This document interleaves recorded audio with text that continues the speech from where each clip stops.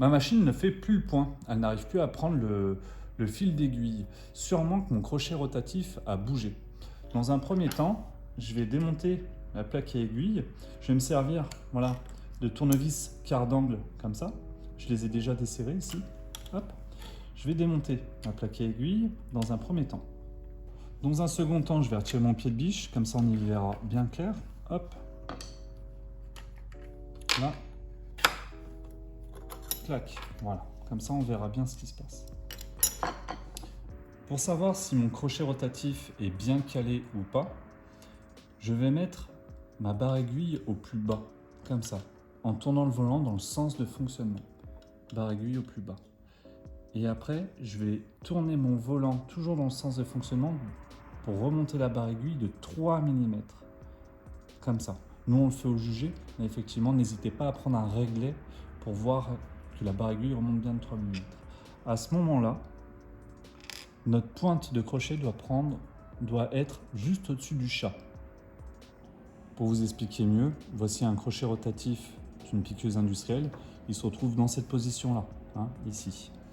La pointe de crochet, donc ce qui vient prendre la boucle derrière l'aiguille, c'est cette partie-là, ici.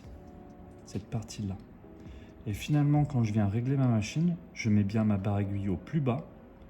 Et dans le sens de fonctionnement toujours, je vais relever l'aiguille de 3 mm. Donc elle va remonter de 3 mm. Cette pointe-là doit se retrouver 2 à 3 mm au-dessus du chat. Comme ça. Et c'est le moment de prise de boucle. Si jamais effectivement on se rend compte que notre pointe de crochet n'est pas au-dessus du chat, mais en dessous ou dans le chat, juste au-dessus, on va pouvoir désynchroniser le mouvement du crochet rotatif par rapport à l'aiguille. Pour ce faire, on va dévisser les 3 vis du crochet rotatif qui sont ici. Une là, je tourne mon volant, 2 ici et une deuxième là. Je vais le désynchroniser, donc je vais desserrer mes vis, clac.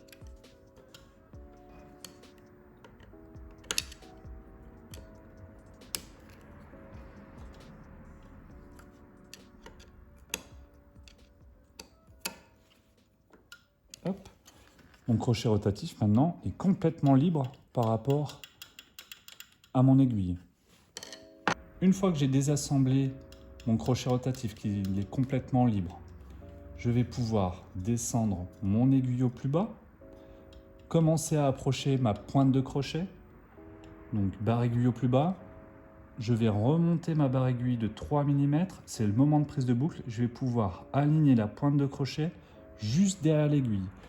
Et on va bien respecter la notion d'arasement, c'est-à-dire la distance entre la pointe et l'aiguille.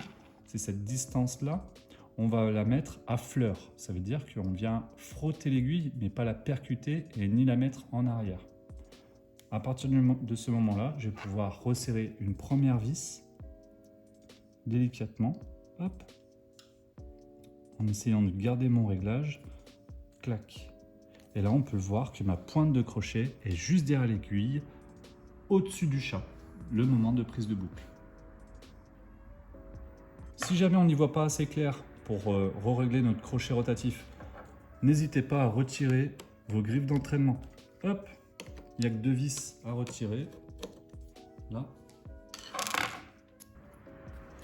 Vous verrez qu'on y verra beaucoup plus clair pour aller re-régler notre pointe de crochet. Donc, barre aiguille au plus bas. La barre aiguille qui remonte de 3 mm. Et on se rend bien compte que notre pointe de crochet est juste derrière l'aiguille, au-dessus du chat.